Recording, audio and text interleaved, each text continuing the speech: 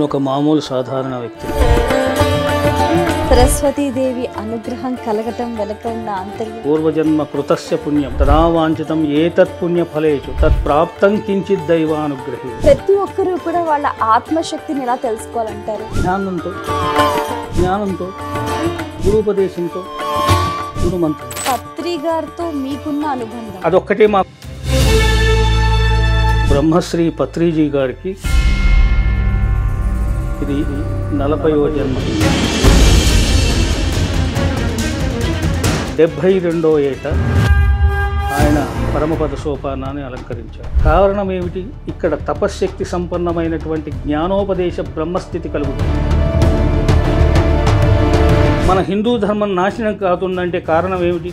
ఇలాంటి మహానుభావులు తిరిగి పుట్టకపోవటమే. ఇలాంటి మహానుభావులు కోటికొక్కడు పుడతారు. హిందూ ధర్మం గురించి చెప్పాలి. ఇవాళ ధర్మాన్ని కాపాడాలి అంటే ఎవరు చేయాలి? వాళ్ళ బాధ్యత. ఈ శరీరాన్ని వదిలిపెడతాం, కానీ ఆత్మ వదిలిపెట్టదు కదా. నువ్వు మళ్ళీ తిరిగి పునరపి జననం పునరపి మరణం యద్మరణే కృత కర్మణః చేయాల్సింది. పిఎంసి ప్రేక్షకులకు నమస్కారం. గురు సాంగత్యం ప్రత్యేక కార్యక్రమానికి సాదర స్వాగతం. ధ్యానమూలం గురోర్మూర్తి, పూజమూలం గురుపాదః, మంత్రమూలం గురువాక్యః, మోక్షమూలం గురుకృప. ఒక్క గురువును సేవిస్తే చాలు మనకు మోక్షం అతి సులభంగా లభిస్తుంది అని చెప్తూ ఉంటారు. మరి గురువుని ఏ విధంగా సేవించాలి? గురువు దగ్గర నేర్చుకున్న విద్యను జీవితానికి ఏ విధంగా అన్వయించుకోవాలి? గురువు దగ్గర శిష్యుడు ఏ విధంగా మసలుకోవాలి? గురువు అనుగ్రహం పొందాలి అని అంటే ఏం చేయాలి? ఇలాంటి ఎన్నో అంశాలకు సంబంధించి సవివరంగా సశాస్త్రీయంగా తెలియచేయటానికి ప్రముఖులు మనతో పాటు ఉన్నారు. సుప్రసిద్ధమైన బాసర జ్ఞాన సరస్వతి అమ్మవారి దేవాలయంలో దాదాపు 14 సంవత్సరాల పాటు కఠోర దీక్ష దక్షతలతోటి సాధన చేసి అమ్మవారి సాక్షాత్కారాన్ని పొందారు. అదే కాకుండా 36 సంవత్సరాలుగా చర్యలలో సరస్వతి పీఠంలో అమ్మవారిని సేవిస్తూ తన దగ్గరికి వచ్చిన వారికి విశేషంగా సమస్యల పరిష్కారాన్ని అందించడమే కాకుండా లోక కళ్యాణార్థం తన సాధనా విధానాల్ని అందరికీ తెలియచేస్తూ విజయ మార్గంలో ముందుకు సాగిపోతున్నారు. ప్రముఖ ఆధ్యాత్మికవేత్త, అలాగే సరస్వతి ఉపాసకులు మంగళగిరి నరసింహమూర్తి గారు. వారితో మాట్లాడి మరిన్ని విషయాలు వారి మాటలో తెలుసుకుందాం. ఈనాటి కార్యక్రమాన్ని ప్రారంభిద్దాం. నమస్కారం అండి. పిఎంసి ప్రేక్షకులకు అందరికీ కూడా నా శుభాశీస్సులు. ఛానల్ చూస్తున్న వారందరికీ కూడా ఆ సరస్వతి సంపూర్ణ కటాక్షాన్ని లభించుగాక అని కోరుకుంటూ, మీ అందరికీ కూడా ఆ అమ్మవారు శతదా సహస్రద ఆయురారోగ్యాలను ప్రసాదించాలని కోరుకుంటూ ఈ ఛానల్ వారికి కూడా మా తరఫున అమ్మవారి ఆశీస్సులు అందిస్తున్నాం. గురువుగారు, మీ గురువుగారి గురించి తెలియచేయండి. మా గురువుగారు అంటే మొట్టమొదలు నేను నా జీవితాన్ని చెప్పాలి, నా లైఫ్ని చెప్పాలి. ఫస్ట్లో నేను ఒక మామూలు సాధారణ వ్యక్తిని. మా నాన్నగారు టీచరు, హిందీ పండితుడు. మాకు ఒక దేవాలయం ఉంది, వేణుగోపాల స్వామి ఆలయం. దానిలో ఆయన అర్చకత్వం చేస్తూ టీచర్ జాబ్ చేస్తూ ఉండేవాడు. ముగ్గురం అన్నదమ్ములం. నేను పెద్దవాడిని. మామూలుగా నేను 10th అంతా పాస్ అయిన తర్వాత పోలీస్ డిపార్ట్మెంట్లో చేరాను. పోలీస్ శాఖలో ఒక 2 సంవత్సరాలు హోంగార్డ్గా, మరి పీసీగా కూడా సెలెక్ట్ అయ్యాను, కానీ వెళ్ళలేదు. దాని తర్వాత నేను పెళ్ళి జరిగింది. తర్వాత పిల్లలు ఇవి తీసుకొని ఒకసారి బాసరకు వెళ్ళాను. వెళ్ళి ఆ రోజు రాత్రి అక్కడ నిద్ర చేశాను. మామూలుగా ఇంటికి వచ్చేసాను. అలా 3 మాసాలు నాకు స్వప్నంలో ఒక పిల్ల రూపంలో, ఒక వృద్ధురాలు రూపంలో, ఒక 3 తాడి చెట్ల ప్రమాణం ఉన్న వ్యక్తిగా కనబడి భీకరంగా అలా కనబడుతూ పోయింది. ఎందుకంటే అప్పుడు కేవలం మామూలు మనిషిని కాబట్టి, ఈ ఆధ్యాత్మిక తత్వం గురించి మనకేమీ తెలియదు కాబట్టి అప్పుడు మొండిగా ప్రవర్తించాను. అంటే ఆ దైవ సంకల్పం అనేది ఇలా ఉంటుంది అనేది తెలవదు కాబట్టి దాన్ని ఒక నెగ్లెక్ట్ చేశాను. ఇక 3వ నెలలో అంటరు అందుకొని ఈ పంత బాగా వాతలు వచ్చేటట్టు కొట్టింది. వస్తావా రావా, నీకు ఇది చివరి గడియ, ఇక మళ్ళీ నీకు ఈ అవకాశం నీకు లభించదు అని చెప్పి ఎవరో చెబుతున్నారు అంతే. అలాగే పడుకున్నాను, షర్ట్ లేదు ఏమీ లేదు, మీద మామూలు లొంగితోని అలా అన్కాన్షియస్లో వెళ్ళిపోయాను. నేను ఎక్కడికి వెళ్తున్నానో ఏం చేస్తున్నానో నాకే తెలియదు. అన్కాన్షియస్లో వెళ్ళిపోయాను. కొంత దూరం వెళ్ళిన తర్వాత ఒక లారీ వాడు ఎక్కించుకొని తీసుకుపోయి నిజామాబాద్లో దించాడు. ఓహో. అక్కడి నుంచి బాసరికి వాడు ఒక బస్సులో వేరే వాళ్ళు టికెట్ పెడితే నేను వెళ్ళాను. నాకు డబ్బులు కూడా లేవు, మీద ఒంటి మీద వస్త్రం లేదు. అలా వెళ్ళి నేను అక్కడ పాలకొల్లు విశ్వనాథ సత్యనారాయణ స్వామి అని చెప్పి ఒక అతను గణపతి లాగా ఉంటాడు చిన్నగా. ఆయన లక్ష్మీ గణపతి ఉపాసకులు, ఆయన గొప్ప మేధాశక్తి సంపన్నుడు, మహానుభావుడు. ఆయన ఎదురుగా నిలబడ్డాడు నాకు. ఏమిరా 3 మాసాల నుంచి అమ్మవారిని స్వప్నంలో కనిపిస్తుంటే నువ్వు నెగ్లెక్ట్ చేశావు, నీకోసమే నిలబడ్డాను, ఇలా రా అన్నాడు. నేను అప్పటికే ఆ అన్కాన్షియస్ వదిలిపోయింది. అప్పుడు గ్రేట్, అసలు అంత కాన్షియస్లో ఉన్న అన్కాన్షియస్లో వెళ్ళిపోయి అప్పుడు కాన్షియస్కి వచ్చాను. వచ్చిన తర్వాత ఆయన తీసిపోయాడు. ఆయన 2 శిష్యులకి బగళా జ్వాల అనే మంత్రోపదేశం చేశాడు. బగళా జ్వాల, 2 దేవతల యొక్క ఉపాసన 2 శిష్యులకు ఆయన అక్కడ ఉపదేశం చేశాడు మంత్రం. అక్కడ వాళ్ళతో పాటు నన్ను కూర్చోబెట్టుకున్నాడు. ఇహో నువ్వు ఇది చెయ్యి, నీకు అమ్మ చెప్పింది, ఇక్కడే ఉండు. బగళా జ్వాల మీరు కూడా తెలుసు? నేను చెయ్యను, వాళ్ళు చేశారు. నాకు కేవలం నాకు అమ్మవారిది. నీకు ఏ మంత్రం కావాలో అమ్మవారిని అడుగు, ఆమె నీకు చెబుతుంది. ఆ మంత్రాన్నే ఉపాసించు, ఇంకోటి చెప్పిన మంత్రాన్ని ఉపాసించకన్నాడు ఆయన. అక్కడే కూర్చున్నాను ఆయన దగ్గర. ఆ రోజు రాత్రి ఏం జరిగిందో నాకేం తెలియదు. నాకు కొన్ని అక్షరాలు మాత్రం కనబడ్డాయి. ఆ అక్షరాలనే ఉపాసించాను. అదే ఇప్పుడు నాకు ఇది శక్తి, అంతే తప్ప వేరే లేదు. అలా ఒక 9 రోజులు, అది దేవీ నవరాత్రుల సమయం. ఆ నవరాత్రులు అయ్యేంతవరకు అక్కడ ఉన్నాను. తర్వాత మళ్ళీ చపల బుద్ధి, మళ్ళీ ఇంటికి వచ్చేసాను. మళ్ళీ కొన్ని రోజులు ఉన్నాను, మళ్ళీ వెళ్ళిపోయాను. ఇక వెళ్ళిపోయినంటే అటే పోయాను.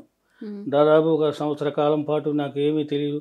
కొండల్లో గుహల్లో కొబ్బరొక్కలు తింటూ పల్లీలు బుక్కుతూ వాటి మీద భోజనం గడిపితే ఇంకేం భోజనం గీజనం ఏమీ లేదు. ఇంకా దాంతో ఇంకెప్పుడైనా ఆకలికి బాగా ఉంటే బయటకు వచ్చేసి భిక్ష అడుక్కునేది. అక్కడ సరస్వతి దగ్గర అక్కడ మధుకరి అని అడుక్కుంటారు. అలా జోలె పట్టుకొని వెళ్ళి మధుకరి అక్కడ దొరికితే దొరికింది, లేకపోతే లేదు, అది అమ్మ అనుగ్రహం. ఆ భిక్ష తిని ఉండేవాడిని, మళ్ళీ అనుష్ఠానం చేసేవాడిని. ఇలా కొంతకాలం జరిగిన తర్వాత ఒకరోజు వచ్చేసి వెళ్ళిపోయాను, ఇంటికి వచ్చేసాను. ఆ రోజు నవరాత్రులు అయిపోయాయి. ఆమె చెప్పింది, మరి నేను ఇంటికి వెళ్ళాలనుకుంటున్నాను, నీ ఆజ్ఞ ఏంటి అమ్మ అంటే, ఆ అమ్మ ఏముంది అంటే, పలానా దగ్గర వనస్థలిపురిలో నేను ఒకరి ఇంట్లో పీల్మటి రూపంలో ఉన్నాను, దాన్ని నువ్వు తీసుకొచ్చుకొని ఉపాసన చేయరా అని చెప్పింది. అక్కడ నుంచి నేను చేతకు మామూలు బండి, అప్పుడు బస్సులు లేవు, నానా విధంగా ఒక బస్సులో లేకుండా ఇంకో బస్సు దొరకదు అని చెప్పి స్కూటర్ మీద వెళ్ళాను అక్కడికి. ఆ విగ్రహం తీసుకున్నాను. మా అత్తగారు అన్నారు, ఏరా ఇది ఎక్కడికి తీసుకెళ్తున్నావు? లేదు అమ్మ చెప్పింది, నేను తీసుకెళ్తున్నాను అన్నాను. అది తీసుకొని వచ్చి 13 సంవత్సరాలు దాన్ని నిత్యము ఎన్ని నీళ్లు పోసినా కూడా అది మట్టి కరగలేదు అసలు. శుక్రవారం నాడు బెందెడు నీళ్లు పోసి అభిషేకం చేసినా, పంచామృత అభిషేకం చేసినా, మళ్ళీ తిరగే ఉదయం ఇలా కొడితే కృష్ణశిలలాగా సౌండ్ వచ్చేది. కానీ మరి మట్టి విగ్రహం కదా. అది ఆ మహత్యం అదే. ఒక శక్తిని సాధించాలన్నా, ఒక శక్తికి లోబడి ఉండాలన్నా, ఒక శక్తికి అనుకూలమైనటువంటి ప్రవర్తన కలిగి ఉన్నప్పుడు ఆ విగ్రహంలో తేజస్సు వస్తుంది. ఆ విగ్రహంలో తేజస్సు లేకపోతే అది ఏదైనా కరిగిపోతుంది. నువ్వు శిల అయినా సరే, మట్టి విగ్రహం అయినా సరే, దాన్ని అంతవరకు అయితే మనం శక్తి సాధన చేయగలుగుతామో అందులో ఆ శక్తి ఇమిడీకృతమై ఉన్నంత కాలం అది బాగా ఉంటుంది. అలా ఉంది కాబట్టే అలా అది కరిగిపోలేదు. 13 సంవత్సరాలు దాన్ని అలా కంటిన్యూగా చేస్తూ 13వ సంవత్సరం అమ్మవారే స్వయంగా, నేను ముఖద్వారం నుంచి వెళ్ళిపోతున్నాను, ఎక్కడైనా నన్ను శిలారూపంలో ప్రతిష్ఠించుకో అంది. ఇక నేను అన్నాను, ఎక్కడో ఎందుకు, నా ఆలయం ఉంది, ఓ భాగంలో ఖాళీ ఉంది, ఆ భాగంలోనే ప్రతిష్ఠిస్తాం. ఉత్తరే సరస్వతి అని ఒక శ్లోకం ఉంది కాబట్టి ఉత్తరంలో సరస్వతి నిర్మిస్తే బాగుంటుంది, దక్షిణంలో లక్ష్మి ఉంటుంది కాబట్టి ఆ వేణుగోపాల స్వామి గుడిలోనే ఉత్తర భాగంలో వాయువ్య దిశలో అమ్మవారిని ప్రతిష్ఠించడం జరిగింది. ఇక అక్కడి నుంచి ఈ భక్తులకి ప్రశ్నలు చెప్పటం, వాళ్ళ మనస్సులో అనుకున్న వాటికి కొన్ని చెప్పటం, వాటికి నివృత్తి చేయటం, ఇలా జరుగుతూ వస్తుంది ఇప్పటి వరకు. అదేవిధంగా ఒక రాత్రి సరస్వతీ దీక్షామాలాధారణ, ఇప్పుడు అయ్యప్ప మాలలు ఏ విధంగా వేస్తున్నారో యావత్ ప్రపంచంలో సరస్వతీ దీక్షలు లేవు, థోట్ వరల్డ్లో ఎక్కడ కూడా, కేవలం చేరియాల గ్రామం నుంచే ప్రారంభమైంది. ఆమె ఆజ్ఞతోనే ఆ మాలాధారణ చేస్తున్నాం. అది 41 days చేస్తాం. బాన్స్వాడ, కామారెడ్డి, బోర్లం, చేరియాల్, హనమకొండ, కొన్నే, బొందుగూల, ఆలేరు ఇటువంటి గ్రామాల్లో నుంచి భక్తులు వచ్చి మాలాధారణ చేస్తారు. వసంత పంచమి, సరస్వతి పుట్టిన పంచమి రోజు బాసర్లో ఆ మాల విసర్జన జరుగుతుంది. ఓకే. అక్కడ ఆర్యవైశ్య నిత్యాన్న సత్రము మూడా నాగభూషణం గుప్తా గారు ఈ భక్తులకు అందరికీ కూడా అకామిడేషన్ కల్పించటము, వాళ్లకు భోజనాలు ఇది ఏర్పాటు చేయటం, ఆయన ఆ కార్యక్రమం చేస్తారు. వారికి మాకు 32 సంవత్సరాల నుంచి వారు ఈ విధంగా మాకు సహకరిస్తున్నారు. దాదాపు 80 కిలోమీటర్లు పాదయాత్ర నడుస్తారు బాన్సువాడ నుంచి. ఏంటి భక్తులంతా అంతా అంటే మాల వేసుకునే వాళ్ళు, అంటే మాల వేసుకునే వాళ్ళు ఇరుముడి పెట్టుకొని ఇరుముడు కట్టుకొని వాళ్ళు సరస్వతి ఆలయం దాకా నడుచుకుంటూ వస్తారు. ఓకే, అంటే ఇప్పుడు ఎండింగ్ డే వచ్చేసరికి వసంత పంచమి. వసంత పంచమి కంటే ముందు 40 రోజులు వీళ్ళు ఈ దీక్షతో ఉండి ఉంటారు. చివరిగా వాళ్ళు పాదయాత్ర చేసి ఆలయానికి ఆలయానికి ఇరుముడికి వచ్చి అమ్మవారికి ఇరుముడి దర్శనం చేయించి అక్కడి నుంచి సత్రానికి వెళ్తారు. ఆ సత్రంలో వాళ్ళు అక్కడ ఉదయం మళ్ళీ గంగా స్నానం చేసి వచ్చిన తర్వాత వాళ్ళకి అక్కడ సరస్వతి యాగం జరుగుతుంది. ఆ సరస్వతి యాగం అయిన తర్వాత వాళ్ళకు మాలా విసర్జన జరుగుతుంది. మళ్ళీ మాలా విసర్జన చేసిన తర్వాత అక్కడ భోజనాలు ఉంటాయి. వాళ్ళు భోజనం చేసి ఎవరి ఇళ్ళలోకి వాళ్ళు వెళ్ళిపోతారు. ఇది 32-36 సంవత్సరాల నుంచి ఈ సరస్వతి మాలాధారణ దీక్షలు నడుస్తున్నాయి. అసలు ఇంతవరకు మీరు అన్నట్టుగా ఎప్పుడు వినలా సరస్వతి మాలాధారణ గురించి? ఇది మామూలు కొంతవరకే ఉంది, ఇంకా ప్రజల్లోకి ప్రచారం కాలేదు. ఎందుకంటే మేము ఎక్కువ చేయదలుచుకోలేదు, చేయం కూడా. ఎందుకంటే లలితా సహస్ర విద్య ఎలాగో సరస్వతి మహామంత్ర విద్య కూడా రహస్య విద్య, దాన్ని బహిర్గతం చేయకూడదు. కొంతవరకు మాత్రమే చేశాను. ఎందుకు అంటే వాసర్లో గనక ఏ విధంగా మధుకరి అడుక్కొని అమ్మవారి ధ్యానం చేసి ధ్యాన నిష్ఠలో ఉంటారు, ఏ కోరికనైతే వాళ్ళు మనసులో అనుకొని వచ్చి ఆ కోరిక నెరవేరేదాకా అక్కడ దీక్ష వహిస్తారో అదేవిధంగా ఈ దీక్ష కూడా అలాంటిదే. ఓకే, వండుకొని తినడం కానీ లేకపోతే బాగా అది చేయటం కానీ ఉండదు. కేవలం మధుకరి మాత్రమే. ఎక్కడైతే వాసల్లో ఏ సిస్టమ్ అయితే ఉందో అది జోలె పట్టుకొని అమ్మవతి భిక్షాందేహి అని అనుకోవటం అదే సిద్ధాంతం ప్రకారంగా నడుస్తూ ఉంది. అక్కడ భోజనానికి ఈ పదార్థం ఆ పదార్థం అనే లేదు. ఎక్కడ ఎవరు పెట్టినా, అటుకులు పెట్టినా, చక్కెర వేసినా, పండు వేసినా అంతే తప్ప మళ్ళీ వీళ్ళు తిరిగి నాకు ఇంత పెట్టావు నాకు అంత పెట్టావు అడిగే బాధ లేదు అక్కడ. ఎందుకంటే అడగకూడదు కూడా, దీక్ష నియమం అది.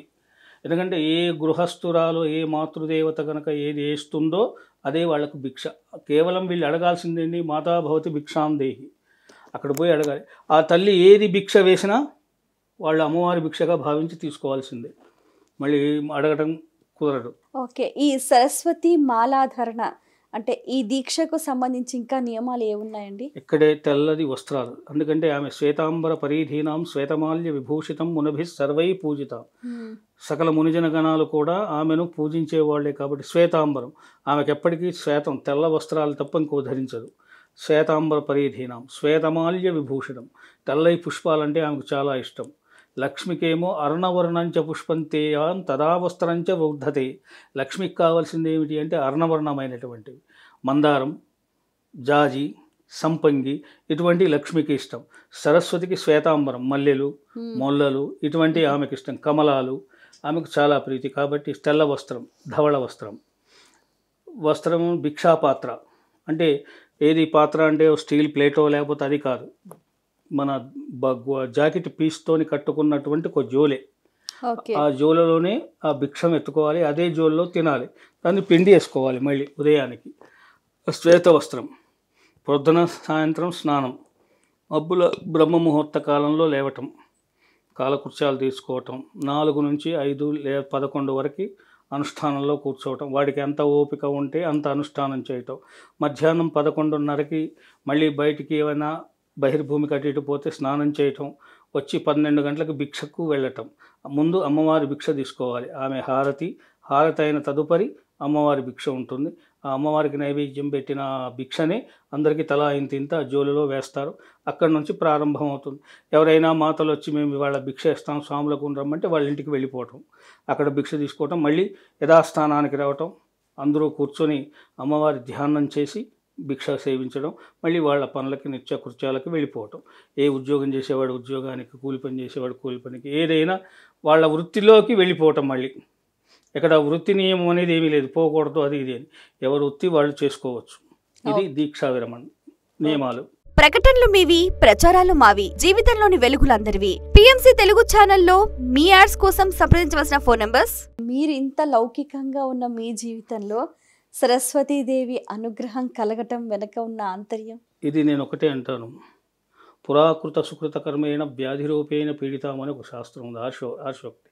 పూర్వజన్మలో చేసిన పాప ఫలమే నీకు వ్యాధిని పీడిస్తున్నాయిరా, వ్యాధులు బట్టి పీడిస్తు అది కాదు. పూర్వజన్మ కృతస్య పుణ్యం తదా వాంఛితం ఏతత్ పుణ్య ఫలేచు తత్ప్రాప్తం కించిత్ దైవానుగ్రహే. ఏదైతే పూర్వజన్మలో నేను వదిలిపెట్టిన తపస్సు ఉందో ఆ తపస్సు కొంచెం ఆ ఫలం ఉంది కాబట్టి ఆ కర్మ పూర్తి చేసుకోవటానికి ఇది అనుగ్రహం. ఆమె అనుగ్రహం ఇప్పుడు కలిగింది అని అర్థం. ఎందుకంటే ఇంకొక విషయం కూడా చెబుతాను. బ్రహ్మశ్రీ పత్రిజీ గారికి ఇది 40వ జన్మ, నాది 30వ జన్మ. పత్రిజీ గారికి 40వది. అంటే ఆయన అనేకమైనటువంటి తపోనిష్టల్లో నుంచి బయటకు వచ్చి తిరిగి 40వ జన్మలో 72వ ఏట ఆయన పరమపద సోపానాన్ని అలంకరించాడు. కారణం ఏమిటి? ఇక్కడ తపశ్శక్తి సంపన్నమైనటువంటి జ్ఞానోపదేశ బ్రహ్మస్థితి కలుగుతుంది. ఆ బ్రహ్మస్థితిలో కలిగినప్పుడు పూర్వజన్మలో చేసినటువంటి బ్రహ్మస్థాన విసర్జనాకాల సమయాన్ని ఈ సమయాన్ని లెక్క వేసుకుంటే దైవకాల ప్రకారంగా దినము. ఇప్పుడు 360 రోజులంటే మన సంవత్సరం. ఆ సంవత్సరం వచ్చింది అంటే ఉగాది అంటాం మనం. అంటే భగవద్ దృష్టిలో 360 రోజులు అంటే ఒక దినం. మానవ జాతికి వచ్చినప్పటికీ అది 360 రోజులు.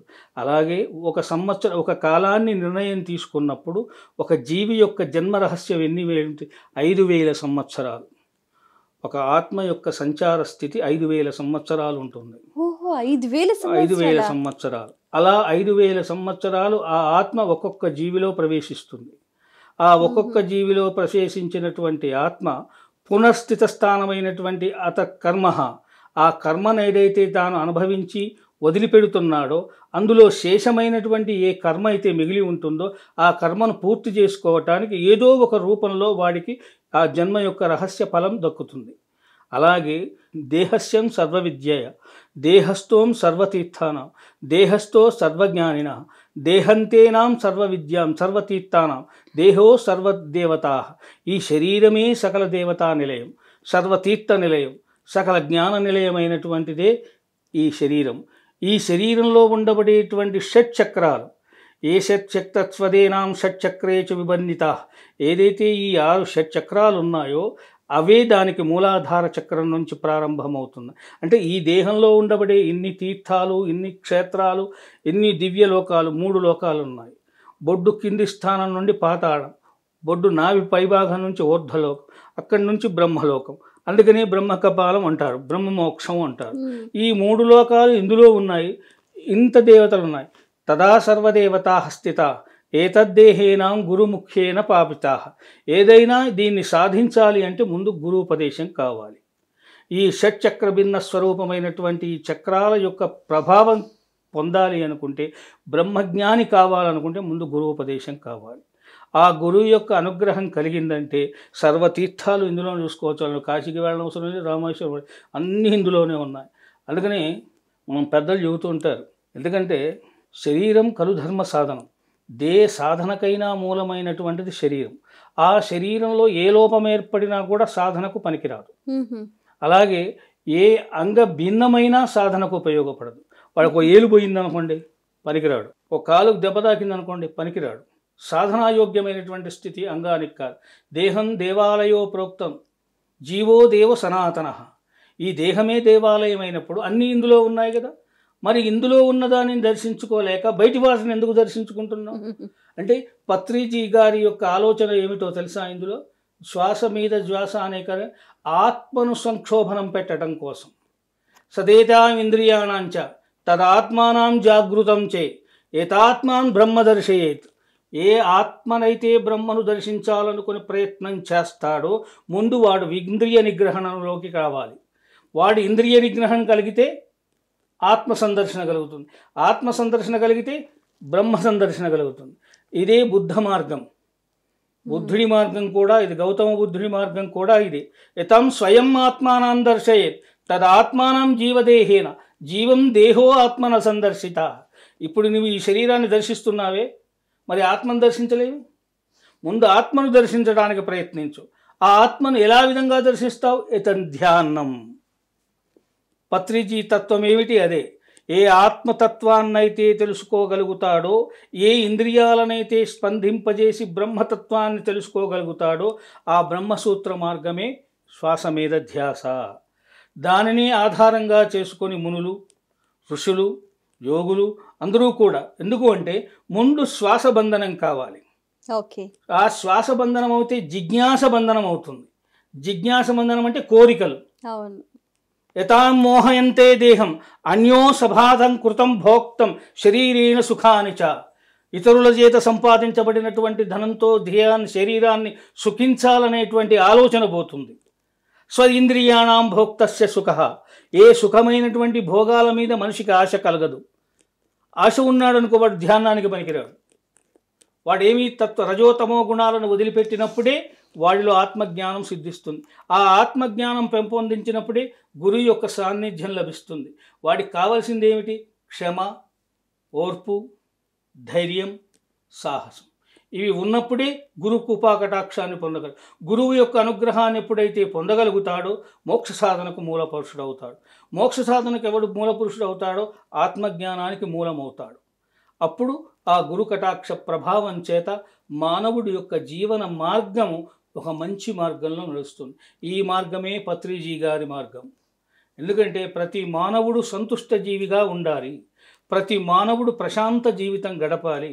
ప్రతి మనిషి ఆలోచనలు లేకుండా మనశ్శాంతితో, మనోనిబ్బరతతో, జ్ఞాన వైరాగ్య భక్తులతో జీవనాన్ని సాగించినప్పుడే మనిషి జీవనం ధన్యమవుతుందనేటువంటి సూత్రం మీద పత్రిజీ గారు ఈ ధ్యానం అనేటువంటి శ్వాస మీద ధ్యాస అనేటువంటి కార్యక్రమాన్ని ఎందరికో ఉపదేశించి ఆ మార్గంలో అందరినీ నడిపించడానికి ప్రయత్నం చేసినటువంటి మహాపురుషుడు, మహాయోగి, తపస్సంపన్నుడు ఆయన.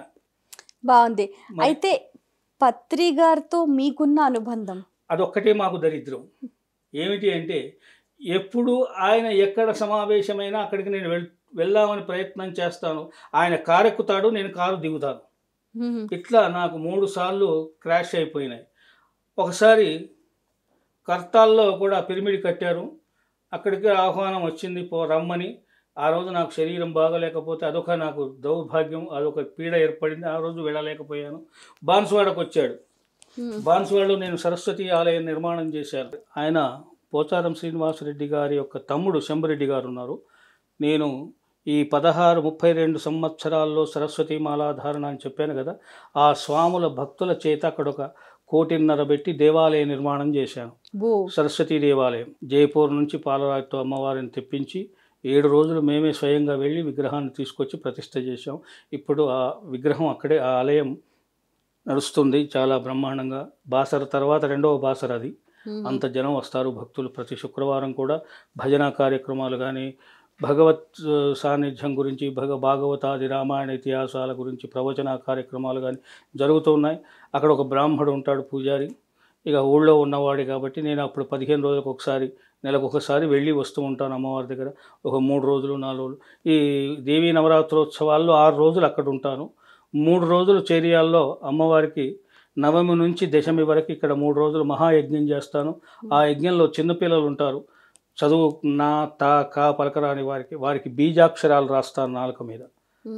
వాటి వల్ల వాళ్ళకి ఈ తా నా కా పలికే అవకాశం లేకుండా శుభ్రంగా మాటలు వచ్చేస్తాయి. అంతేకాకుండా జ్ఞాపక శక్తి తక్కువ ఉన్న వాళ్ళకి, మేధాశక్తి తక్కువ ఉన్న వాళ్ళకి సరస్వతి ఆకు, ఈ బీజాక్షరాలు రాయటము చేస్తూ ఉంటాను. ఈ 3 రోజులు అమ్మవారి హవనంలో శారదాదేవి హవనం చేస్తూ ఉంటాను. లాస్ట్ దశమి రోజు అమ్మవారికి పూర్ణాహుతి కార్యక్రమాలు చేస్తూ ఉంటాను. ఇలా అక్కడ దేవాలయం నిర్మాణం చేశాను. అక్కడికి ప్రతిసారి పత్రిజీ గారు వస్తూ ఉండేది. శంకర్ స్వామి అని ఒక అయ్యప్ప గురుస్వామి ఉన్నాడు. వాళ్ళ ఇంటికి పత్రిజీ గారు ఎప్పటికీ ఓసారి పోతూ ఉండేవాడు. నేను ఒకరోజు కూడా సమయం నాకు కొద్దిగా కారు రావటం ఆలస్యమైపోయి అయినా సమయానికి చేరుకున్నాను. నేను చేరుకునే సమయానికి వారు మాట్లాడి వారి ఇంటిలో నుంచి కారుకి వాళ్ళు క్రాస్ అయ్యారు. నేను లోపలికి పోయాను. అయ్యో ఇప్పుడే వెళ్ళాడు. ఇట్లా 3 సార్లు నాకు మిస్ అయింది వారితో కలవక. అలాంటి అదే కాకుండా ఎప్పుడో ఒకసారి నేను ధ్యానంలో కూర్చున్నాను ఆయన కోసం. ఆ గడ్డం అది స్వస్వరూపం కనిపించింది. చాలు ఇక్కడికి. ఆయనకు శిష్యుడైనటువంటి హరి అని సూర్యాపేటలో ఉన్నాడు. పత్రిజీ గారి బొమ్మ వేసినటువంటి చిత్రంతో ఆ బిల్డింగ్ నిర్మాణం చేశాడు. ఆ ముందట అంతా కూడా ఇప్పుడు కృష్ణ బొమ్మలు వేస్తారు. ఆ బొమ్మ ఈ బొమ్మ ఎవరో వారికి ఇష్టమే. వీరి పత్రిజీ గారు ఆ పెద్ద మనిషి ఎప్పుడో చెప్పింటారా నువ్వు వేసినావని, నాకు నువ్వేంద్ర చూపించేదని చెప్పాను వాడికి. అంటే ఆయన ఎక్కడ ఎవరితో ఎప్పుడు సంభాషించాలో, ఎప్పుడు ఎవరితో సంభాషించకూడదో ఆయనకు తెలుసు. ఎందుకంటే ఋషులకి, యోగులకి మనం చెప్పనక్కర్లేదు. వాళ్ళ ఇచ్ఛాశక్తులు ఉంటాయి. వాళ్ళకి ఇష్టమైన వాళ్ళు, వాళ్ళ దగ్గరున్న వాళ్ళు లేకపోతే వాళ్ళు ఏదైనా సందేశం ఇవ్వాలనుకున్న వాళ్ళు ఏదైనా సందేశం ఇచ్చి లోకానికి సంబంధించిన లోక కళ్యాణ కారణమైనటువంటి సమస్య ఏదైనా ఉద్భవించినప్పుడు వారికి తగినటువంటి వ్యక్తిని ఎంచుకొని వారికి వాడు దర్శనమిచ్చి ఫలానా జరగబోతుంది, ఫలానా ఉపద్రవాన్ని నివారించడానికి నువ్వు ప్రయత్నం చెయ్యి అని వారికి ఆదేశిస్తారు. అటువంటి మహాయోగుల్లో పత్రిజీ గారు కూడా ఒక మహాయోగి. ఎందుకంటే ధ్యాన యోగి ఆయన. ఇందులో 4 రకాలు ఉంటారు: కర్మయోగి, ధ్యానయోగి, మోక్షయోగి, తపస్యోగి. ఈ 4 రకాలు ఉంటారు. అందులో మన పత్రిజీ గారు ధ్యానయోగి. ఎందుకంటే తనకు తాను తరించకుండా ఇతరులను తరింపజేసేవాడు. అందుకని నేను ఒక శ్లోకం రాశాను ఆయన వేదాంతకు ప్రతి పదము లేకుండా ప్రతివతంబును ఆంశకుండ వితర తరంబులన్నెంచకుండ తరతరమ్ముల సుఖించు మార్గమ్ము నెంచే పత్రి తన పత్రంబునన్ పతులకున్ పదులకున్ చెప్పగ నొప్పగ నొప్పించెనాతడు నెవ్వరి మనంబు నింతయున్ నొప్పక నుండునే పత్రిజీ పరమార్థము ఎంచడు నెవ్వడున్ నెంచినవాడు కాగలడు బ్రహ్మోత్పదంబు. అంటే పత్రిజీ చాలా అద్భుతం. అసలు మీ వాయిస్ కూడా ఎంత బాగుందో అసలు. పత్రిజీ గారు ప్రతి ఫలము నాశించక, అవును, ప్రతి పదమ్మునన్ అంటే ప్రగతి పదమ్మునన్ అంటే ముందు భవిష్యత్తు కోసం ప్రతిఫలము ఆశించకుండా పరులకు నొప్పెడు నొప్పగా నొప్పించగన్ ఇతరులను నొప్పించకుండా ఇబ్బంది పెట్టకుండా వాళ్లను ఏ మార్గంలోనైతే తీసుకుపోతే తరిస్తారో అనేటువంటి మార్గాన్ని బాగా ఆ నాడిని చదివాడు. కాబట్టి ఆ నాడి మార్గంలోనే ఆయన ఇంతమంది ప్రజలనందరినీ చేరుకోగలిగాడు. ఇంత పెద్ద సంస్థను ఏర్పాటు చేయించగలిగాడు. ఇలాంటి పిరమిడ్స్ కట్టాడు. నేను ఆంధ్రాకి వెళ్ళాను. కాకినాడ, గుంటూరు, నెల్లూరు, రాజమండ్రి, వైజాగ్ చాలామంది ఇళ్లలోకి వెళ్ళాను. అందరి ఇళ్లలో పిరమిడ్స్ ఉన్నాయి.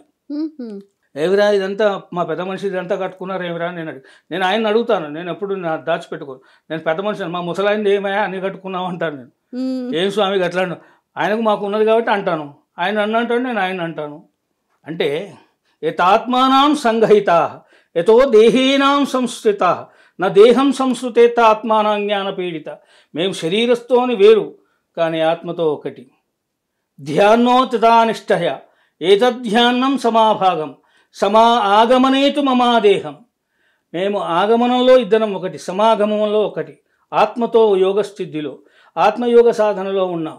మేమిద్దరికీ ఒకటి. నేను ప్రయత్నం చేస్తున్నాను ఆయన చేరుకోవాలి, కానీ ఆయన నాకన్నా ముందు పోయాడు కాబట్టి నేను వెనకున్నాను. ఎందుకంటే నేను ఆ సాధనలో చేయలేకపోయాను. ఎందుకంటే ఆయన సాధనకి నా సాధనకి చాలా తేడా.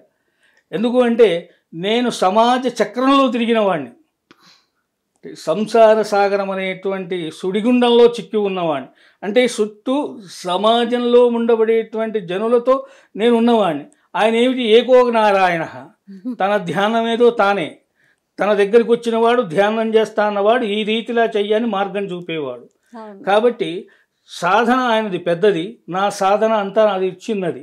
కాబట్టి ఆయన తొందరగా నేను చేరుకోలేదు. ఒక్కటి చేరుకోగలుగుతాను. ఎందుకంటే యథాద్వయం భాషితా తత్ అంతర్ముఖ భాషణ బహిర్ముఖో దేహేన భాషితా. మేము అంతర్ముఖంలో మాట్లాడుకుంటాం కానీ బాహ్యముఖంలో శరీరంతో మాట్లాడుకో. కాబట్టి మాకున్న తేడా అది. ఆయన గొప్ప వ్యక్తి. ఆయన యొక్క మహర్షి లాంటి వాళ్ళు భూమి మీద చాలా అరుదుగా పుడతారు, అరుదుగా ప్రపంచాన్ని చదువుకుంటారు. ప్రపంచ ప్రజల లోపల కొంత విజ్ఞాన జ్ఞాన మన ఆర్ష ధర్మాన్ని, మన హిందూ ధర్మం నాశనం కాతుందంటే కారణం ఏమిటి? ఇలాంటి మహానుభావులు తిరిగి పుట్టకపోవటమే. ఇలాంటి మహానుభావులు కోటికొక్కడు పుడతారు. ఆ పుట్టిన వాళ్ళ మీద కూడా కొంత బురద జల్లే వాళ్ళు ఉన్నారు. అయినా అన్నిటికీ ఓర్చుకొని ఒకటే సాధన లక్ష్యంగా పెట్టుకొని ఒకటే దృష్టితో ఒకటే భావనతో ఒకటే ధ్యేయంతో ముందుకెళ్ళిన వాడిలో మహర్షి అనేటువంటి తప్పు లేదు. పత్రిజీ గారిని మహర్షి యోగ స్థానం కలిగినటువంటి వాడు. ఎందుకంటే మహర్షులు అందరూ వాళ్ళ స్వార్థం చూసుకోరు, ప్రజాక్షేమం చూస్తారు, లోక కళ్యాణం చూస్తారు. అందుకని వెనకట ఏమన్నారంటే రాజపాప పురోహిత, రాజు చేసిన పాపాలన్నీ పురోహితుడు అనుభవిస్తాడు, ప్రజలు చేసిన పాపాలన్నీ వీళ్ళు అనుభవిస్తారు. మరి ఇవన్నీ పోవాలి అంటే యశో ఋషి ప్రోక్తమేవచ, ఋషులు ప్రోక్తం చేస్తారు. ఏం ప్రోక్తం చేస్తారు? తదో కృతస్య యజ్ఞం యాగేతు కృత తర రాజో కృత పాపస్య వినశ్యతి. ఏం చేయాలి? రాజుల చేత యజ్ఞం చేయించాలి. అది ఎవరు చేయించాలి? ఋషులు చేయించాలి. ఇవాళ ధర్మాన్ని కాపాడాలి అంటే ఎవరు చేయాలి? వాళ్ళ బాధ్యత పీఠాధిపతులు. హిందూ ధర్మ పరిరక్షకులైనటువంటి వాళ్ళు పీఠాధిపతులు ఉన్నారుగా, ఆ పీఠాధిపతుల యొక్క రక్షణ. ఎందుకంటే వాళ్ళు ప్రజల్లోకి రావాలి, హిందూ ధర్మం గురించి చెప్పాలి. ఆ ధర్మం యొక్క ఇప్పుడు ఎలాగైతే మన పత్రిజీ గారు శ్వాస మీద ధ్యాసాన్ని ఎలా ప్రతి చోటికి వెళ్ళి ప్రతి చోట జనానికి సమకూర్చి, ధ్యానం అంటే ఇది చేస్తే మనశ్శాంతి లభిస్తుంది, మీకున్నటువంటి సంసారిక ఐక్య బాధలన్నీ తొలగిపోతాయి, ఆత్మజ్ఞానం కలుగుతుంది, బ్రహ్మస్థానం లభిస్తుంది అని ఏ విధంగానైతే ఆయన చేసి కర్తాల్లో పెద్ద పిరమిడ్ కట్టి ఇంతమంది జన హృదయాల్లో నిలిచిపోయినటువంటి మహర్షి. ఒకటి చెప్పాలంటే అదొకటే. చాలా గొప్పగా చెప్పారండి నిజంగా పత్రి సార్ గురించి. ఆ మహర్షికి అంతకన్నా బిరుదు ఇంకోటి లేదు. ఎందుకంటే ఒక చక్రవర్తి అయి రాజ్యాన్ని పరిపాలిస్తున్నటువంటి విశ్వామిత్రుడు కౌశికుడు తాను బ్రహ్మఋషి కావాలనేటువంటి ఒకే ఒక కాంక్షతో వశిష్ఠుడి మీద కోపంతో ఘోర తపస్సు చేశాడు. కానీ తనకు తెలిసింది ఏమిటి తర్వాత? ఈ తపస్సు అంతా లోక కళ్యాణం కోసం దారపోయాలి అనుకున్నాడు. ఎన్నోసార్లు దారపోశాడు, త్రిశంకు స్వర్గం నిర్మించాడు, అట్లా తపస్సు నాశనం చేసుకున్నాడు, ఎంతోమందికి తపోద్ధారం పోశాడు. అలా చేసి చివరికి ప్రపంచానికి ఒక గొప్ప విశేషమైన దాన్ని అందించాలి అనేటువంటి సంకల్పంతో తన చివరి దశలో బ్రహ్మ ఋషి పదవిని అలంకరించే కాలంలో కొంత సమయంలో గాయత్రిని ఉపాసించి గాయత్రి అమ్మవారిని ప్రతిష్ఠించాడు. ప్రపంచానికి ఆ గాయత్రీదేవిని ప్రసాదించి ఇవాళ గాయత్రీదేవి ఉంటేనే సర్వమంత్రాత్మికే సర్వయంత్రాత్మికే సర్వతంత్రాత్మికే సర్వాత్మికే గాయత్రి. గాయత్రీ న మంత్రో న మంత్రేహే. గాయత్రీ మంత్రం లేని మంత్రం లేదు. ఆ గాయత్రీ మంత్రం చేసిన వాడికే అది సిద్ధి కలుగుతుంది. నేను పత్రిచీటికాడు కూడా చెప్పేది ఇది, ఎవడు కానీ గాయత్రీ మంత్రం చేయండి రా అని చెప్పేది ఒక్కొక్కసారి ఆయన.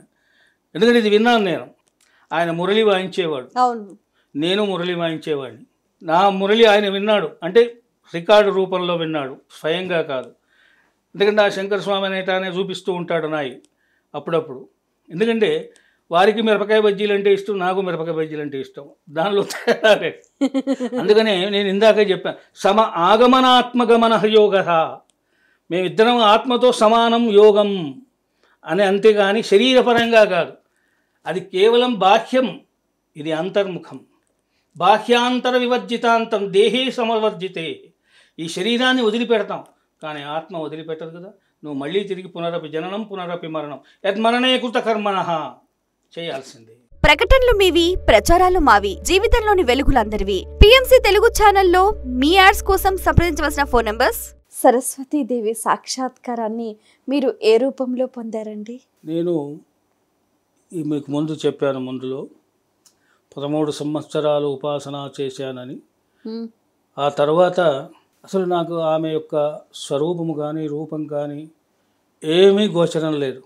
ఇంకా ఇది ఇక్కడ చేసి నేను దండగా ఇన్ని నెలలు ఇక్కడ నేను తపస్సు చేశాను, అన్ని నెలలు అనుష్ఠానంలో కూర్చున్నాను, భిక్ష పెట్టుకొని తిన్నాను, అన్ని సుఖాలకు వదిలిపెట్టాను, అన్నిటికీ దూరంగా ఉన్నానని చెప్పి ఆ అమ్మవారి అభిషేకం చేసే ప్రాణగొట్టం ఉంటుంది, ఆ గొట్టం దగ్గర పడాను. ఏమన్నా కానీ ఇవాళ నువ్వన్నా ఉండాలి నేనన్నా ఉండాలి అని మొండికేసి ఆ గొట్టం దగ్గర పడుకున్నాను. ఇంకా పడుకొని ఏడుస్తూ ఉన్నాను. ఇట్లా దారాలు గారిపోతున్నాయి, నాకు సోయి లేదు, ఏం లేదు.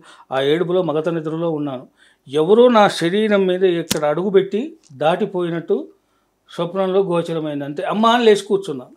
ఇంకా అక్కడి నుంచి వెళ్ళిపోయాను. అంతే. నేను ఒకటే అనుకున్నాను, నీ ముఖస్వరూపం కన్నా నీ పాదస్వరూప స్పర్శయే నాకు గొప్ప.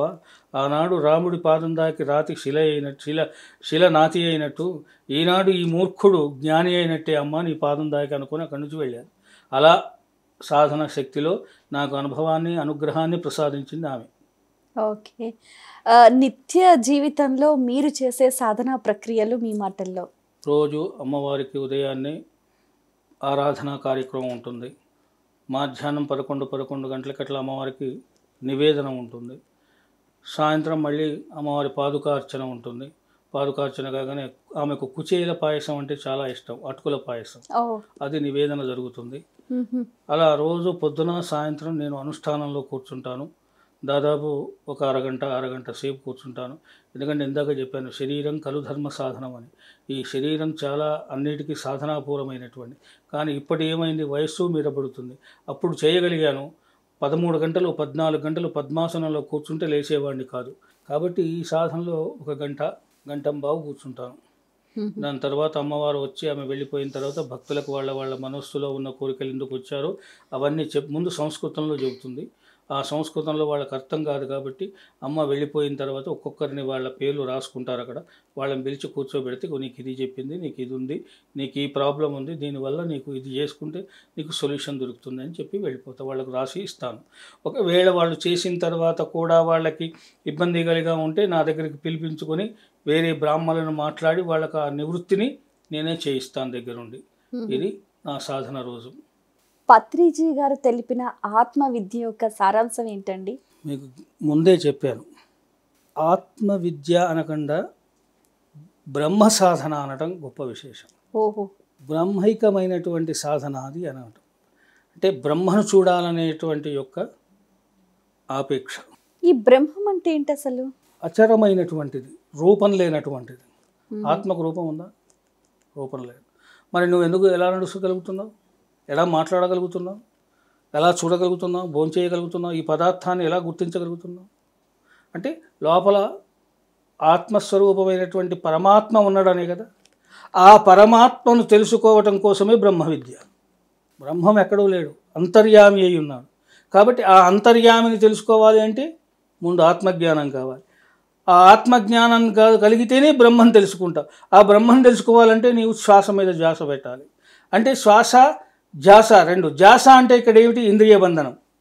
ఓకే. నీ మనస్సును అచలితం కాకుండా ఉండటం కోసం, చలితం కాకుండా. ఇవాళ ఇక్కడ కూర్చున్నావు, ధ్యానం చేస్తున్నావు, 5 నిమిషాలు 10 నిమిషాలు చేసావు, అక్కడ బిర్యానీ వాసన వస్తుంది, వాడు ఏమైందో, లేకపోతే వాడు పైసలు ఇచ్చేది ఉండే వాడు ఏమైందో, ఇలాంటివి చేసావనుకో నీకు ఇంద్రియ నిగ్రహణ ఎక్కడుంది? నీ మనస్సు నీలో లేనప్పుడు నీ ఆత్మ నీలో చెప్పినట్టు ఎలా ఉంటుంది?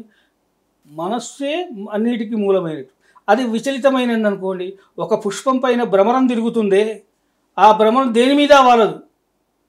దానికి కావలసిన దాని మీద మకరందం ఎందులో ఉందో అందులో వాలుతుంది, కానీ అది తిరిగేది మాత్రం అలా తిరుగుతూనే ఉంటుంది. నీ మనస్సు కూడా అలే. ఎప్పుడైతే ఒక ధ్యానం మీద నీ ఒక పుష్పం మీద భ్రమరం వాలి మకరందాన్ని తీసుకుంటుందో, నీ ఇంద్రియాలన్నీ బంద్ అయిన తర్వాత నీకు ఒక సాధనలోకి ఒక స్థిర స్థితి ఏర్పడుతుంది. బుద్ధి అన్యాక్రాంతం కాదు, నీ ఆలోచన విధానం ఒకటి మార్గంలోనే ఉంటుంది. బ్రహ్మను తెలుసుకోవాలనేటువంటి యొక్క జిజ్ఞాసలో నువ్వు ఉంటావు. అనేనాం చింతయత్ యోగ్యతే న చింతయేత్ అన్యయా దేహో పరివృష్టంతే ఆత్మజ్ఞానేన సంప్రాప్తితా. నీ శరీరం మీద తీగలు వాళ్తున్నాయా, దోమలు వాళ్తున్నాయా, లేకపోతే వాడు కొడతాడా, ఇవన్నీ నీకు అవసరం లేదు. నువ్వు ఎందులో ఉన్నావు అందులోనే ఉండు, అప్పుడే నువ్వు అక్కడికి వెళ్తావు. నువ్వు ఇక్కడున్నావు, నీలోని వాడు వాడైతే, వాడు నువ్వైతే, నీ వాడు వాడైతే ఇంకా నీకేం కావాలి? వాడే నీ వాడయ్యాడనుకో, నువ్వు వాడి అయ్యావనుకో, ఇంకేముంది? ఓకే. ప్రతి ఒక్కరూ కూడా వాళ్ళ ఆత్మశక్తిని ఎలా తెలుసుకోవాలంటారు? ధ్యానంతో, జ్ఞానంతో, గురుపదేశంతో, గురుమంత్రంతో. ముందు తనకు కావలసింది ఏమిటి? ఆత్మజ్ఞానం. అది పొందాలంటే ముందు గురు శుశ్రూష అవసరం, గురువు యొక్క సేవ అవసరం, గురువు దగ్గర ఎలా నడుచుకోవాలో నీకు ఆ సభ్యత అవసరం. ఆ గురువు పట్ల నీ విధేయతను ఏ విధంగా చూపిస్తావో దాన్ని బట్టి నీ గురువు నీ మీద అలా యాక్టివ్ అవుతాడు, అలా రియాక్ట్ అవుతాడు ఆయన. వీడిలో ఒక నిష్ఠ ఉంది, ఒకటి సాధించాలనేటువంటి పట్టుదల ఉంది, వీడు తదేక ధ్యాన నిమగ్నుడై ఉంటున్నాడు, నా విద్యలన్నీ వాడికి నేర్పాలి, తర్వాత తరం వారికి నేర్పించడానికి ఈ ఆశ్రమానికి ఒక అధిపతి కావాలి అని వాడిని తయారు చేస్తాడు. గురువు యొక్క అనుగ్రహంతో జీవితం ఎలా మారుతుందంటారు? చాలా మారుతుంది. ఎందుకంటే ఒకటి చిన్న విషయం, పత్రిజీ గారు ఒక మాట చెప్పారు, మధు మాంసాలు బంద్ చేయండి అని. మధు దేనికి? మత్తు. అంటే తనలో ఉన్నటువంటి యోచనా శక్తిని నశింపజేస్తుంది మత్తు. మాంసం మదాన్ని పెంచుతుంది. అంటే నీ శరీరంలో ఉండబడే ఇంద్రియాలన్నిటినీ క్రౌర్య స్థితిలోకి తీసుకొస్తుంది. ఎందుకు?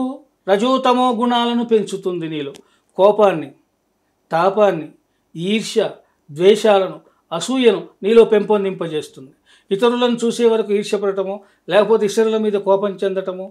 మత్తు తీసుకున్నావనుకో, అసలు నువ్వు శరీరమేనా నీది, నీవు రోడ్డేనా, అది ఇక్కడ పడుకుంటామా, ఇక్కడ అంటే విచక్షణా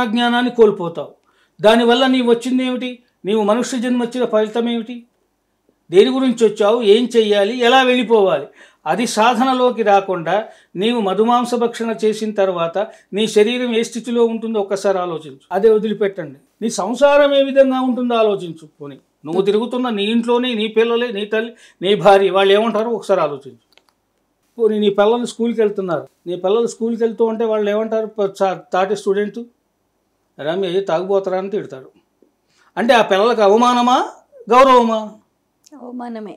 మరి పత్రిజీ గారు ఎందుకు చెప్పారు అంటే గురువు ఉపదేశంతో మార్గాన్ని సుగమం చేసుకోవటం కోసం, నీ జీవన గమ్యాన్ని మార్చుకోవటం కోసం, నీ జీవన గమ్యంలో పుష్పాలు కురిపించుకోవటం, వసంతాలు కురిపించుకోవటం కోసం, నీ జీవితాన్ని ఒక నందనవనాన్ని సృష్టించుకోవటం కోసం, నీ కుటుంబానికి ఒక మంచి మార్గం చూపటం కోసం, సమాజంలో నీ పిల్లలకు ఒక మంచి గౌరవం ఇవ్వటం కోసం.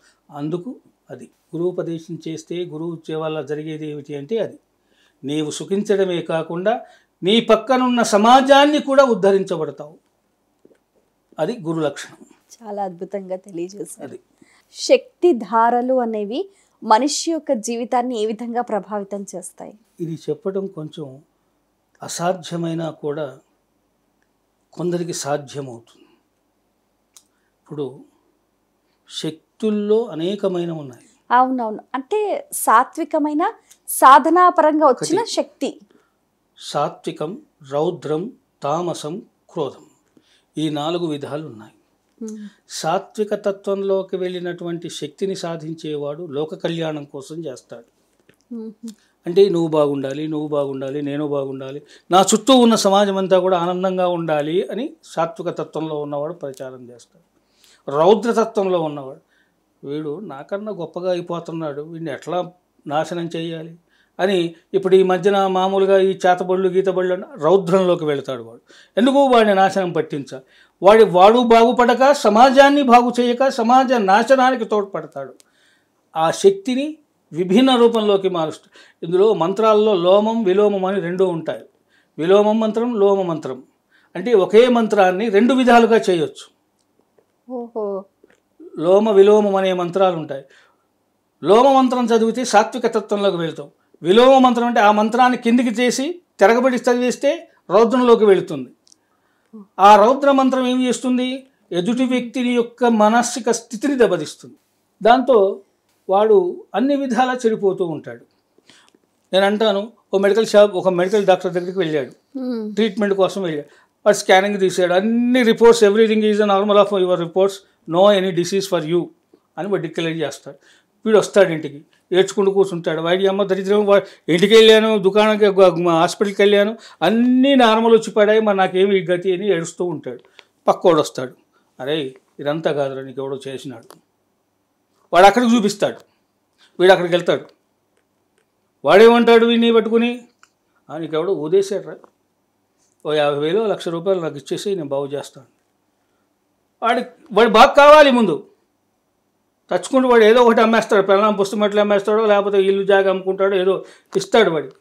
మళ్ళీ అదే స్థితిలో వీడు ఉంటాడు. కానీ వాడికి సరి అయిన స్థితిని కనుక్కునే వాడు ఎవడైతే ఉన్నాడో సాత్విక తత్వుడు. ఎందుకంటే దైవశక్తి ఉంది మన దగ్గర, సాత్విక శక్తి ఉంది అక్కడ. సమూలంగా నాశనం చేసేటువంటి యొక్క మెయిన్ డాక్టర్ అతను, వీడు కాదు. ఎందుకు? వీడు ఒళ్ళు ఇల్లు 2 గుల్లా అవుతాయి. అటు డబ్బు పోతుంది, ఇటు శరీరము బాగు కాదు, పైపెచ్చు అప్పుల పాలవుతాడు. మరే సాత్విక తత్వం ఉన్నవాడు వాడు డబ్బును ఆశించడు, వాడి యోగాన్ని ఆశిస్తాడు, వాడి క్షేమాన్ని కోరుకుంటాడు. అరే రానా, అది కాదురా, ఇది నీ గ్రహస్థితి వల్ల ఈ విధంగా జరుగుతుంది, నువ్వు దీనికి చెయ్యి, ఇది చేసిన తర్వాత ఇది చేసుకో, నీకు రెమెడీ దొరుకుతుంది, ఈ రెమెడీ వల్ల నువ్వు బాగుపోతావురా. వాడు చేయని, ఖచ్చితంగా ఆయన మీద నమ్మకం ఉంచి ఆయన చేయని, ఖచ్చితంగా వాడు ఆటోమేటిక్గా 4 రోజుల లోపల లేచి తిరుగుతాడు హాయిగా. ఆధ్యాత్మికంగాను ఆర్థికంగాను ఎదగాలి అని అంటే ఎటువంటి సాధన చేయాలి? మోసం చేయాలి. Govinda,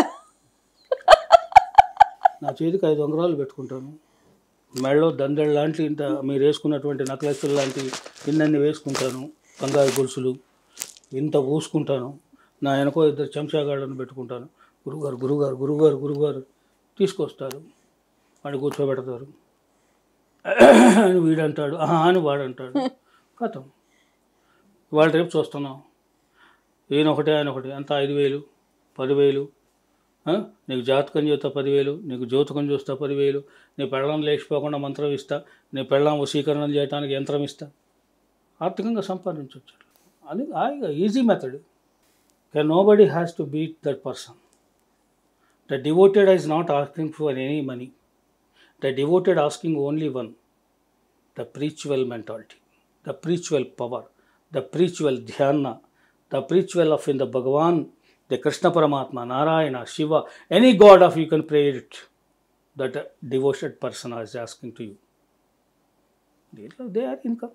They get somebody more and more amount. నీ ఇంట్లో మూల బాగలేదు, అందుకనే నీకు ఈ దరిద్రం, నీ ఇంట్లో దయ్యం పట్టింది, నీ ఇంటికి ఎవడో చేశాడు, ₹1,00,000 ఇస్తే ఇంట్లో హోమం చేసేస్తాను, బాగు చేస్తాను. ఆర్థికంగా వచ్చినట్టుగా. అలా కాదు. ఆధ్యాత్మికము అంటే ఏంటి? అధః ఆత్మే జ్ఞానః జాయతే మోక్షః. ఆత్మను తెలుసుకోవటం కోసం, పరమాత్మను తెలుసుకోవటం కోసం నిరూపించేది ఆధ్యాత్మికం. ఆది ఆత్మికః. ఆత్మను తెలుసుకోవటం మార్గాన్ని చూపే మహత్తరమైనటువంటి మార్గమే భగవత్ సాయుధ్యం. ఆ భగవత్ సాయుధ్యాన్ని తెలుసుకోవటం కోసమే ఏతత్ పఠతే గ్రంథం, ఏతత్ జపేత్ అనుష్ఠితః, ఏతో స్థానే చ నదీనాం, ఏతో దర్శన క్షేత్రే చ ఏతత్ ఆత్మజ్ఞానేన సంప్రాప్తిత ఆధ్యాత్మికః. తీర్థయాత్ర చేయటం, పుణ్యక్షేత్రాలు దర్శించటం, ఏవి చేతకానప్పుడు ఇంట్లో కూర్చొని భగవద్ధ్యానం చేయటం, మంచి గ్రంథాలు చదవటం, రామాయణ, భగవద్గీత ఇత్యాది పుణ్యకార్యాలు చేయటం, యజ్ఞయాగాది కర్మల్లో పాల్గొనటం, ఇదే ఆధ్యాత్మికత. అంటే మానవుడు తరించడానికి మార్గాన్ని చూపించేది ఆధ్యాత్మికం. అది తెలుసుకున్న నాడు అంతా ఆనందమయం. చాలా సంతోషం అండి. మీ అమూల్యమైన సమయాన్ని కేటాయించి ఎన్నో విషయాలకు వివరంగా మా అందరికీ చక్కటి విషయాలు తెలియజేసినందుకు ధన్యవాదాలు. ఒకటే పిఎంసి ఛానల్ ద్వారా ప్రజలకు అందరికీ చెప్పేది, ఒక గురువు పోయాడు, ఆ గురువు లేడు అని మాత్రం భావించకండి. ఆయన ఎక్కడికి పోలేదు. ఆయన మీ శ్వాస ధ్యానంలో ఉన్నాడు, మీ శ్వాసలో ఉన్నాడు. శ్వాసే ధ్యానంగా, ధ్యానమే శ్వాసగా, అందులో ఆయన ప్రతి మీ ఉచ్ఛ్వాస నిశ్వాసలో ఆయన నడుస్తున్నాడు. ఎందుకంటే ఆత్మస్వరూపమైనటువంటి శక్తి కలిగిన వాడు కాబట్టి మీ ఉచ్ఛ్వాస నిశ్వాసంలోనే ఉన్నాడు. ఆయన కిందికి మీదికి తిరుగుతున్నాడు, మిమ్మల్ని గమనిస్తున్నాడు. కాబట్టి ఆయనను సద్గురువును మనసులో తలుచుకొని చక్కగా ఆయన ఉపదేశించిన మార్గంలో మీ శిష్యులంతా కూడా నడిచి ఆ సన్మార్గాన్ని ప్రపంచానికి మీరు చాటి ఆయన యొక్క పేరు ప్రతిష్టల్ని కాకుండా ఆయన మీకు నేర్పినటువంటి జ్ఞానాన్ని ఇంకా కొంతమందికి నేర్పి సమాజాన్ని మంచి మార్గంలో, మంచి స్థితిలో, ధర్మ మార్గంలో, శాంతి మార్గంలో నడిపించి ఆ గురువుగారి యొక్క కీర్తి ప్రతిష్టల్ని పెంచండి. అదేవిధంగా ఈ ఛానల్ కూడా ఎక్కువ శాతం మీరందరూ వీక్షించి దానిలో నేనే కాదు, నాకన్నా గొప్పవాళ్ళు, మహానుభావులు ఎంతోమంది గురువులు ఉన్నారు. వాళ్ళ సాంగత్యం కూడా వీరు చేయిస్తారు. అటువంటి వాళ్ళ యొక్క సత్సాంగత్యంలో మీరు పాల్గొని ఆ ఛానల్ను వీక్షించి వాళ్ళు చెప్పేటువంటి మంచి మార్గాన్ని మీరు చెవులలో, మీ హృదయాల్లో నిలుపుకొని ఆ మార్గంలో ప్రయాణించి సుఖింతురుగాక. సత్యమేవ జయతు సుఖాని చ అన్యథా శరణం స్తవేవ కృతః. తతో ధర్మ యతో రక్షః, తతో కర్మ తతో పరః, ధర్మో రక్షతి రక్షః. శతమానం భవతి శతాయు పురుష శతేంద్రియ ఆవిష్యేవే సఫలాస్సంతు. వేదోక్తం పరిపూర్ణాయుష్యాభివృద్ధిరస్తు. ఇటు ఛానల్ వారికి, అటు వీక్షించే ప్రజలకందరికీ కూడా మా మంగళాశాసనాలు. ఆ సరస్వతీదేవి యొక్క కృపా అనుగ్రహ కటాక్షాలు కలిగి మా టీవీ, మా ఛానలు ఇంకింత ముందుకు వెళ్ళి అభ్యోన్నత స్థితిలో నడవాలని మనస్ఫూర్తిగా కోరుకుంటూ ఆ పత్రిజీ ఆశీర్వాదం మీ అందరికీ ఉండాలని మరొక్కసారి కోరుతున్నాను. జై శారదామాతాకి. చాలా సంతోషం అండి. వీక్షించారు కదండి, ఇది ఇవాల్టి మన గురు సాంగత్యం కార్యక్రమం. ఎంతో చక్కగా గురువు గారు చెప్పినట్టుగా ఆ విధంగా సన్మార్గంలో పయనించి సత్కర్మలు చేసి సత్ఫలితాలు పొంది మోక్షాన్ని సులువుగా అందుకుంటారని మనస్ఫూర్తిగా ఆకాంక్షిస్తూ మరో కార్యక్రమంలో మళ్ళీ కలుసుకుందాం. అంతవరకు సెలవు. నమస్కారం.